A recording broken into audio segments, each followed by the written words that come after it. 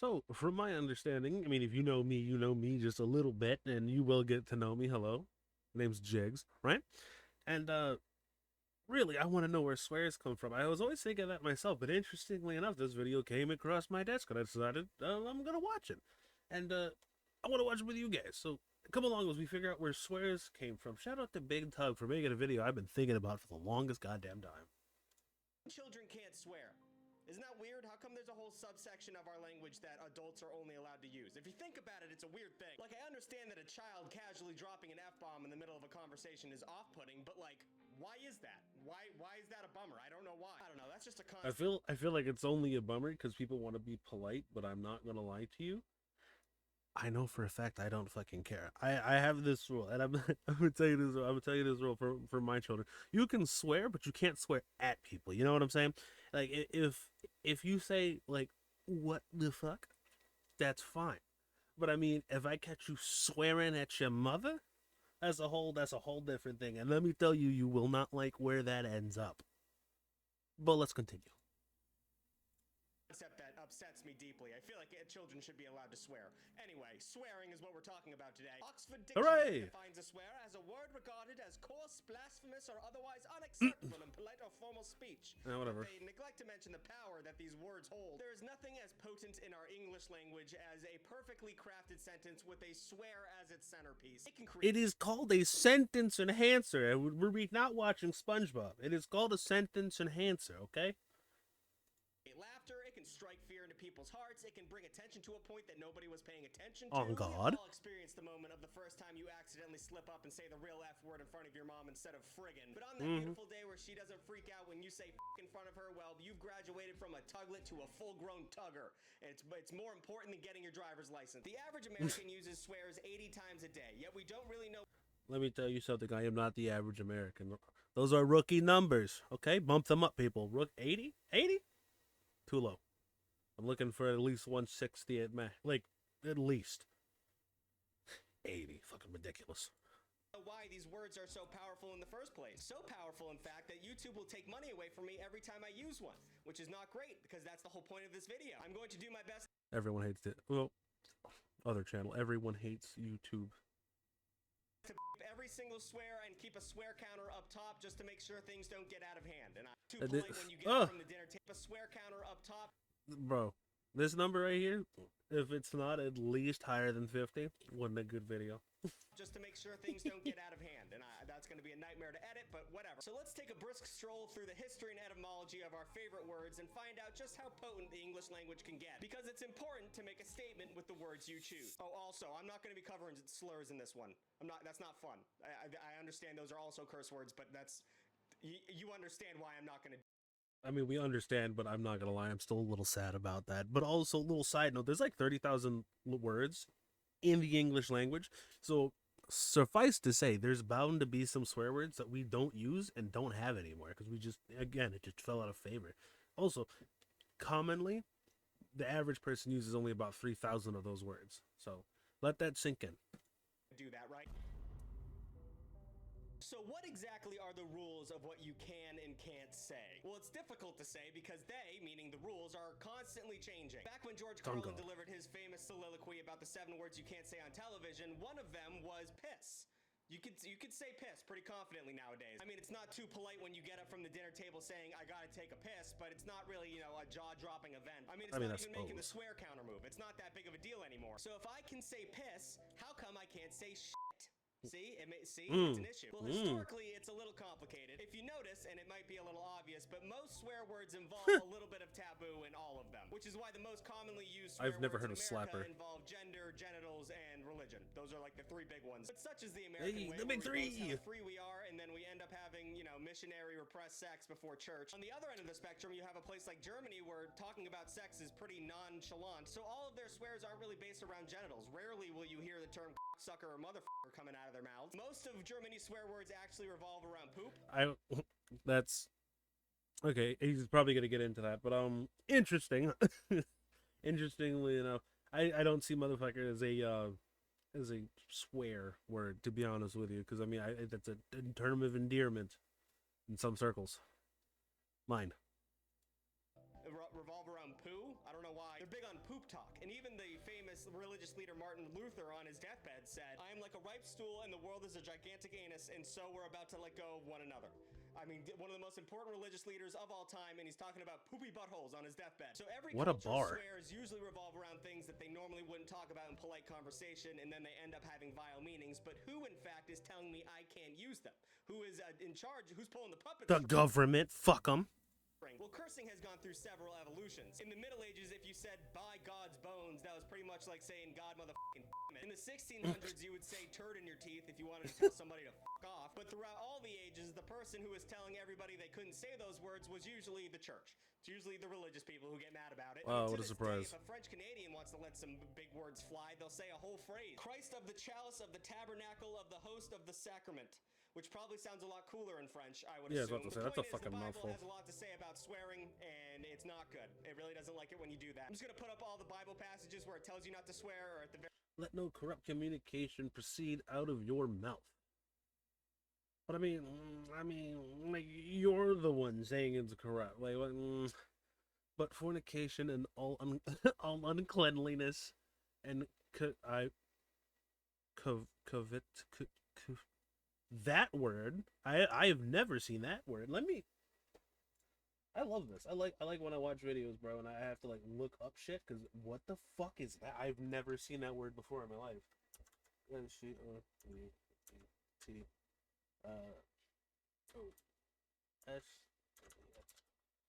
fuck does that mean? But how do you pronounce? Pronunciation. How do you spell that? How do you say that? Covetousness. Covetousness. Okay, why covetousness? Why does that look so weird? Okay, but now that covetousness. Okay, cool. Covetousness. Okay, what does that mean?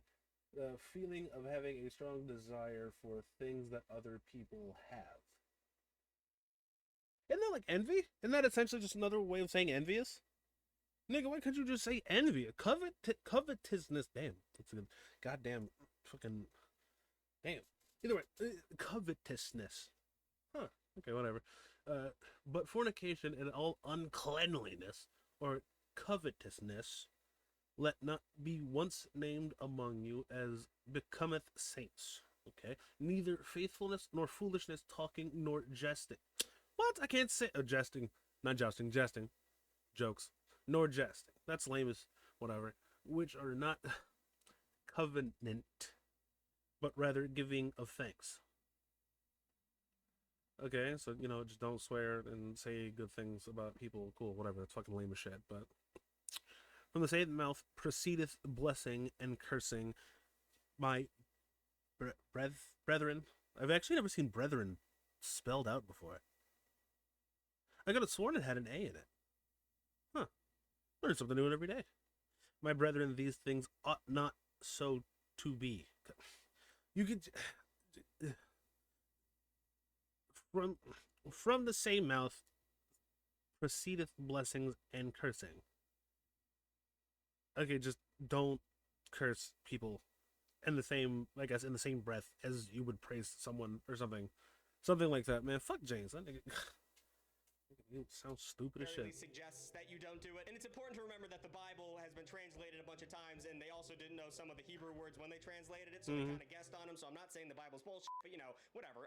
But at least in America, it's mostly the religious groups that won't let you swear on TV or the radio or on YouTube. I mean, not directly, but most of the consumable content economy is based upon advertising. Because unfortunately, advertisers don't want to piss off Christians, and showrunners don't want to piss off advertisers. So it's a big thing. I mean, even to this day, if you're going to get an American that's going to be mad at you for swearing, it's probably going to be a courtly Southern gentleman who gets mad at you for cussing.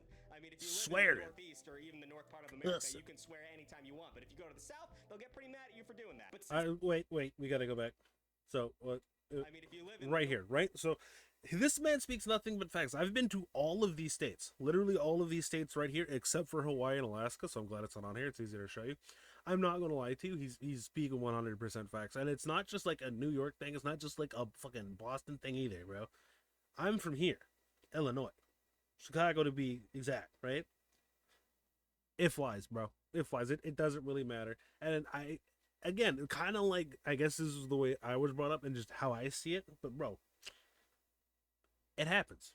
It's gonna come out, and you're just gonna be okay with it. And if you're not, you should probably go somewhere else. As long as, again, you're not swearing at somebody. Northeast or even the Also, I get that California is like all this, but it's a northern state. I would consider that a northern state, but whatever. I feel this entire line right here is a little sussy, if you ask me, but whatever. That was Missouri, not one. Whatever. north part of America, you can swear anytime you want. But if you go to the south, they'll get pretty mad at you for doing that. But since I'm already in the Texas, when it comes to this video not making any money because of the demonetization of the advertisers, I might as well jump in head first. And I might as well do that right now by, breaking down every good swear I can think of. Please excuse the rest of this video's energy of a middle schooler who just learned to swear. I understand swearing's not that cool when you're 27, but it's the focus of this video. So for the next 14 minutes, just bear with me. So let's talk about etymology. Etymology is the study of where words come from. And it's really fun. I like etymology. Like, for example, the history of the word newt. Well, the word newt used to be oot, and people would say an oot. But after a while, everyone would just say a newt, and it just sounded like newt, so now it's newt. Isn't that fun? And it becomes more fun once you start asking questions like, I wonder when cock became the word for penis, and pussy became the word for vagina. And Dick became the nickname for Richard. Because that's a thing. I don't know why it's a thing. I'm assuming my thoughts on it.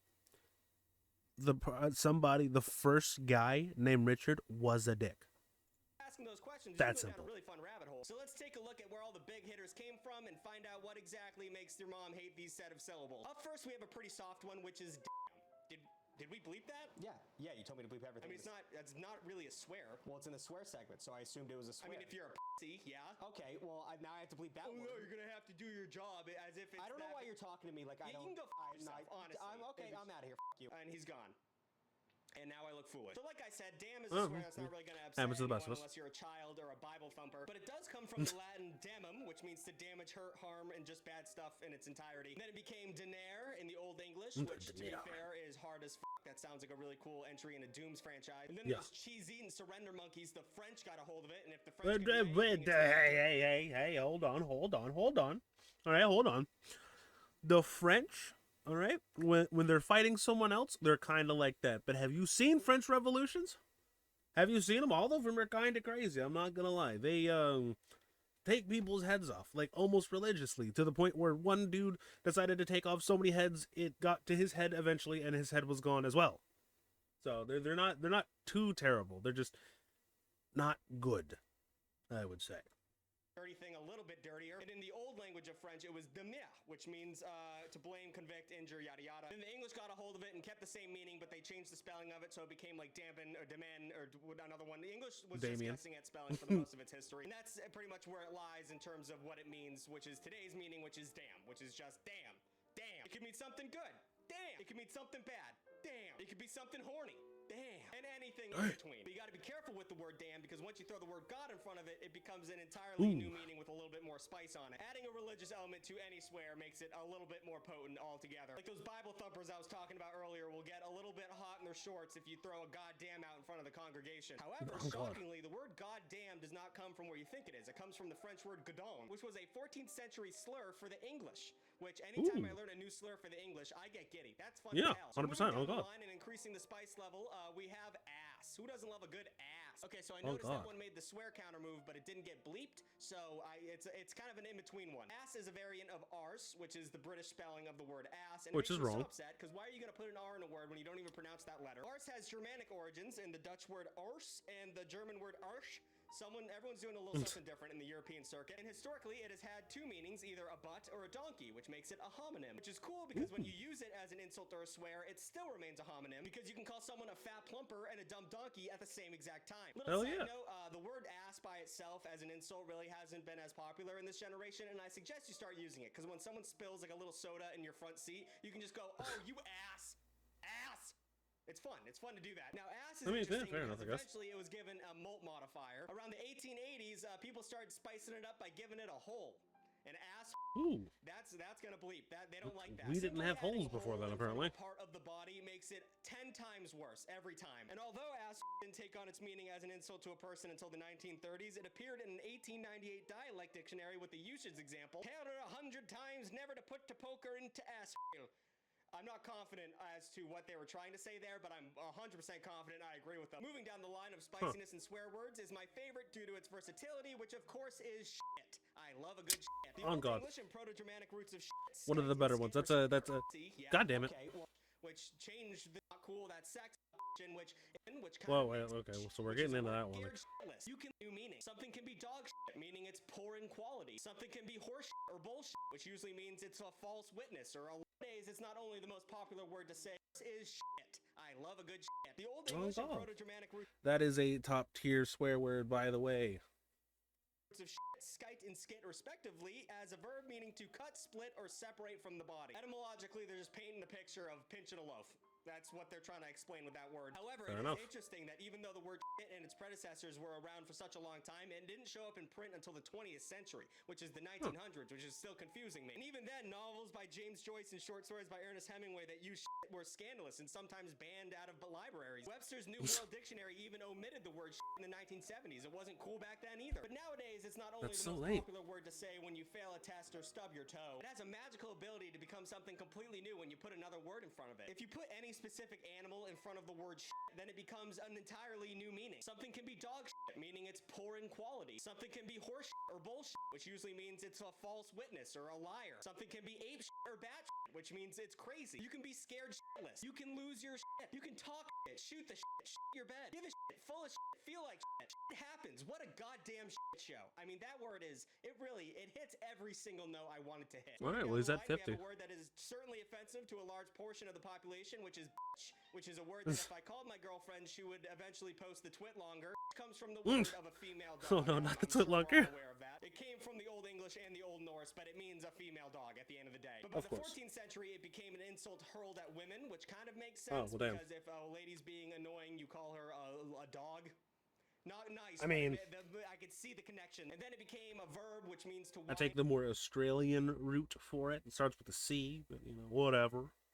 or complain, like, oh, stop bitching, which it kind of makes sense in terms of a female dog and they're kind of cranky, but also you could say that women bitch a lot and that's not cool. That's sexist. Don't say that. So that carried on for a few hundred years until the 1700s, where some really smart guy decided to put son of a in front of bitch, which changed the world. Son of a bitch became the most common American swear from the mid 18th century until the mid 20th century. But nowadays we don't really Sounds use about right. it as like you're calling someone a son of a bitch. You usually just say it as an exclamation, like when your car breaks down, son of a bitch. Nowadays, if someone's being a son of a bitch, you're more likely to call them a piece of shit. Those two kind of transferred meaning. And now that we're really deep down in the demonetization well, we can talk about fuck. I have no chance of making any The best, one of the best ones, if not the best one, that isn't a slur. And unfortunately, who's not going to get into slurs? That's probably like a Patreon exclusive.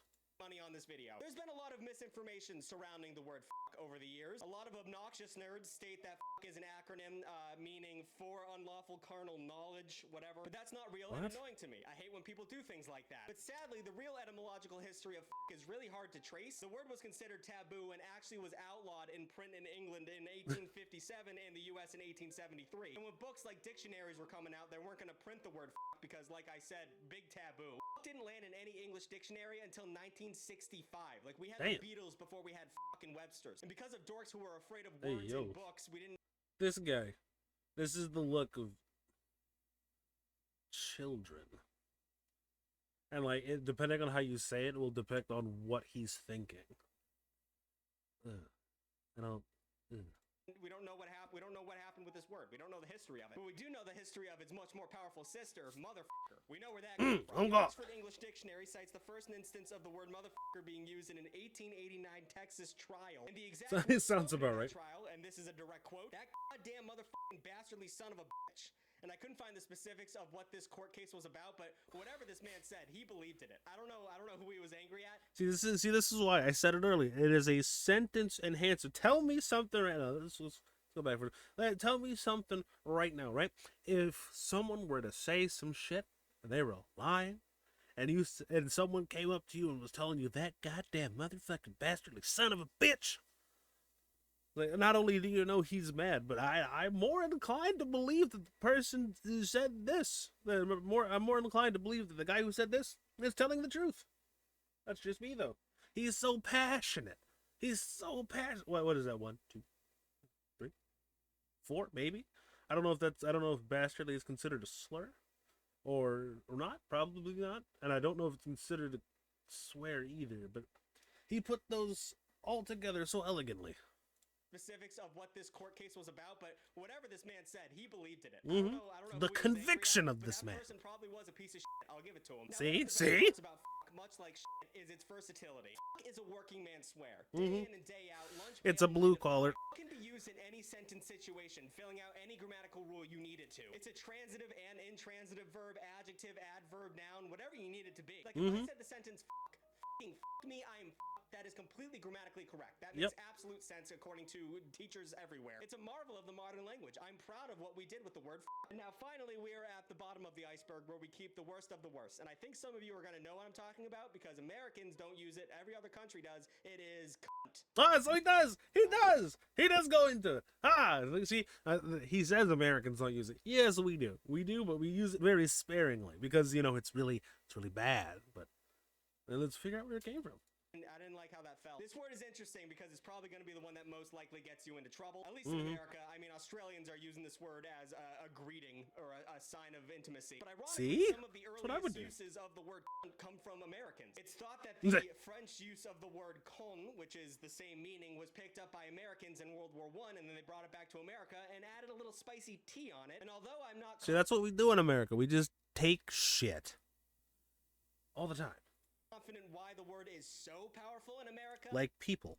It is definitely one of the most powerful words you can say. Like, if you want to abandon all chances of winning an argument with a woman but still feel like you won for a half second, just let the C word fly. See what happens. But I would suggest against doing that because at the end of the day, if you're not British or Australian, you should probably never use that word, even though it's fun to say. Yeah, rolls off the tongue. With a woman, so I'm free to say it. Is that counter going up 5 every time I say that one? So I think we can give the swear counter a break for a minute because future me is making that thing go up and I'm bad at math now, so I can't imagine I'm any better in 20 minutes. So instead of talking about swears you know, I thought I'd teach you some that you don't. That's right, Papa Tugg is going to teach his Tuglets some swears like the Let's cool go! Let's go! These swears seem tame Let's by go! today's standards until you learn the history of them and then it's a little bit more fun to say. Quick aside before we get into it, there is a scene in Back to the Future 3 where Biff says a string of words that sound like horrendous swear slurs and none of them are actually that offensive, so I just want to play that right now. Especially not some duded up, egg-sucking gutter trash. So, it's all about how you say it, not what you say. So, take that in mind when we're about to talk about what we're about to talk about. Starting out with a fun one, we got Fopdoodle. Fopdoodle, is that not fun to say? This one comes all the way from 1833, where calling someone a Fopdoodle was a great way to get a one-up in a game of verbal chess. At base level, it really just means dumbass, like you're calling someone a moron when you call them a Fopdoodle, but it's just phonetically. I wonder if he's... this one's more of a British one from what I've heard, but I don't know if it was like a swear back then, but giggle mug? I heard that was literally giggle, then mug. Right, bam, right together. It just sounds like a swear. I'm not gonna lie to you, but I don't know. So appealing, like Fopdoodle. Oh my god, it just rolls out of your mouth. Fopdoodle. It's like if Dr. Seuss created a slur. Well, he probably did, actually, at one point. He was a bad person. And then in that same line of bubbly language, we have Jobbernowl. Jobbernowl. Although Jobbernowl sounds like a lame name of an alien creature, one of those new Star Wars TV shows, it was actually fighting words back in the 19th century. This word has roots in French, which means, and I'm not kidding, misshapen head. You call someone a cone head when you call him a Jobbernowl. Let's take a look at Jobbernowl in the form of writing from the 1902 John Kendrick Bangs novel, Olympian Night. You're a Jobbernowl and a doodle, a meandering moon calf and a block-headed numps, a gabby and a loon. People were just writing shit down back then. That's crazy. But anytime you talk to someone that you hate and you want to confuse and disarm them, just call them a Jobbernowl. Yeah. And they'll probably think you said something way meaner than you did, but they'll also not be able to talk for a few seconds, so you can... Yeah, I was about to say, not gonna lie, if you called me that, I'd be like, apparently this nigga's out here casting spells. What the fuck is that? Can say much more mean things in the meantime. Next up, we have Bescumber. Bescumber. It sounds like the secret 13th month. It means, it's kind of weird, actually. Bescumber means to poop on somebody. Oh, God. It means to put shit on them. It means to shit on somebody. There's a word for that, and now you know it. And now it's going to be stuck in your head for the rest of today. No, I'm going to forget that by like 20 seconds, I guarantee you. To come up with a word for it, and and there's a certain subsect of this population that would use that word, but we're not going to talk about them. I don't care if it was invented in the late 16th century. No way that was happening so often back then that you had to make a word. The only thing that should be bescumbering is a baby, like on itself, or if you're holding it and it accidentally poops. That's the only time something should be bescumbering. With that being said, ever since I learned that word, I've been using it in a folksy way when I'm playing video games. Like, let's say I clutch a 3v1 in the finals. Oh, bescumbered. Like, instead of saying get on, you say, oh, bescumbered, brother. Okay, actually, that's pretty good. That's pretty fucking good. Just released an update. It's really good. And if you want to play with me, I'm around. Oh, here's a good one. How about arf arf and arf? That's a real one. That's a word? Arf arf and arf just sounds No, like a no dog shot, barking. no shot. That's a word. I heard that when I was a child, and I had said it for like almost 2 fucking years, and it was nonsense noise. That is what my parents consider that. You're just making nonsense. There's no fucking shot this is a real thing. Or like a Phillies fan choking on a ballpark frame. But it's a swear word from the Victorian era, so it's got a little bit of fanciness to it. It basically means a drunkard, like someone who can't handle their booze, but they keep going back to it for some reason, which is fitting because it sounds like you're both slurring your words and also puking up all over your shirt at the same exact time. So the next time Sounds like the entire French language. I'm not gonna lie to you. Arf, arf, and arf. too drunk at your party, that's an arf arf and arf, baby. Get him the fuck out of here. Cacafuego is another fun one to add to the Rolodex. You know that friend that's always bragging about Isn't that just like hot shit? video game that you don't care about at all? That's a cacafuego. For anyone who even knows a little bit of Spanish, it should be obvious what the word means. Oh, okay. It literally translates to shit fire, like shit on Yeah, fire. yeah. But historically, Boom. it See, became a word see, I know my Spanglish, nigga. used for braggarts, people who brag all the time. The term was coined after a pirate ship named Cacafuego was captured in 1579, and the whole point of that was they named their ship Hot Shit, Yeah, which is that's so braggadocious. yeah. And the ship got caught, so it's like calling someone you think you're hot shit, but you know everyone knows you're Cacafuego. full. We have I like it. Scoverlotcher. That's a fun one. If that wasn't already a word, J.K. Rowling would have made that another in-universe slur. What do Homer Simpson, the Big Lebowski, and Jabba Hutt all have in common? They're all slobberlotchers. A life-shattering word for a slob-like lazy person. And it's fun because it's like a 3-way word between scotch, rubber, and slobber. But it's not actually that. It's most likely derives from the Old English word scobberloit. But to me, it sounds like a delicious flavor of candy, like butterscotch, but better. But that also makes me sound like a scobberlotcher, so I'm gonna hold that thought to myself. Now let's take a sharp left turn to an ancient swear that is a little bit upsetting, and it is beard splitter. And I would like everyone to take a moment and pause the video and try and think of what this actually might mean, because it's not great. Now there's a lot. All right. In the comments below, what do you think it means? What do you think it means? 1706. All right, 1706. Well, what do you think it means? Different ways to call somebody a dick, but beard splitter is probably one of the worst ones. This Victorian era slang that meant penis usually was reserved for men that visited prostitutes a lot. I hope we see where we're going here, because women having a bush of pubic hair was very popular for most of human history, and a penis goes in there and it splits the pubic hair, and that's why it's called the beard splitter. I don't know. I think even though I didn't swear during all of that, that's probably the most likely thing that's going to get me demonetized. But yeah, next time you gotta love it. Call your friend a dick while being fun with it. Just call him a beard splitter, and then sit there in silence while he figures out what you just said, and then he's going to go, oh, dude, what the f? Now go, my children. Go and start using these old-timey swears and make them popular again so I can feel immortality in the English language. And also, they're fun. All the scopperlotcher, that's just fun. I hope you all learned a little something today. I'm gonna write it. I gotta write a song. Bescumber's gonna be on that song, I guarantee you. And have a little bit more appreciation for the words you use ever so often. If you'd like to support the channel, please share and like and comment, do everything you can, because I'm not going to make any money on this video and I have rent to pay, and once again, wisdom teeth to get taken out. Choose your words carefully, use them sparingly, and add a little shit to your sentences to make them a little bit more shiny. Have a good day, everybody. Wow, good shit, good shit. We love to see it, we love to hear it. As you heard, like, comment, subscribe to BigTugg, obviously. And I'll see you in the next one.